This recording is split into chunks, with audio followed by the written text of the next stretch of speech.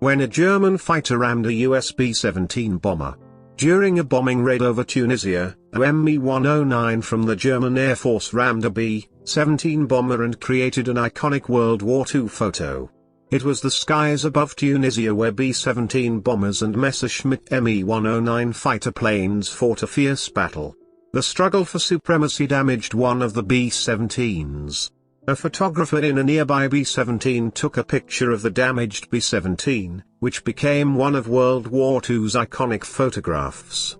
A bullet didn't hit the B-17, instead a Messerschmitt fighter plane hit it. The North African Campaign. Germany's ally Italy invaded Egypt, a British protectorate, in an effort to take back Italy to its glorious past. Dictator Benito Mussolini ran Italy as a fascist regime. After the German invasion of Poland and France's capitulation, Mussolini wanted his piece of the pie and invaded Greece and Egypt. In the middle of World War II, Britain became isolated as most of the countries in Europe were either under the control of Germany or remained neutral. Britain had to save its homeland, so called back a considerable amount of its overseas troops from its colonies. This reduction of British troops helped Italy to expand its hold in North Africa vastly. At one point, Italian troops reached the border of Egypt and aimed for the Suez Canal. The British fought back, and after the Pearl Harbor attack, the USA entered World War II on the Allied side. US forces invaded French North Africa to take pressure off the British. The US Army Air Force bombed cities under Axis control. One of the most efficient bombers used by the US Army Air Force was the Boeing B-17 Flying Fortress. As the name implies, the B-17 was equipped with enough defense mechanisms, guns, and armor to fight off air attacks. The nickname Flying Fortress was about to be put to the test. The incident. On February 1, 1943, the 414th Bombardment Squadron left Algeria on a bombing raid to Tunisia.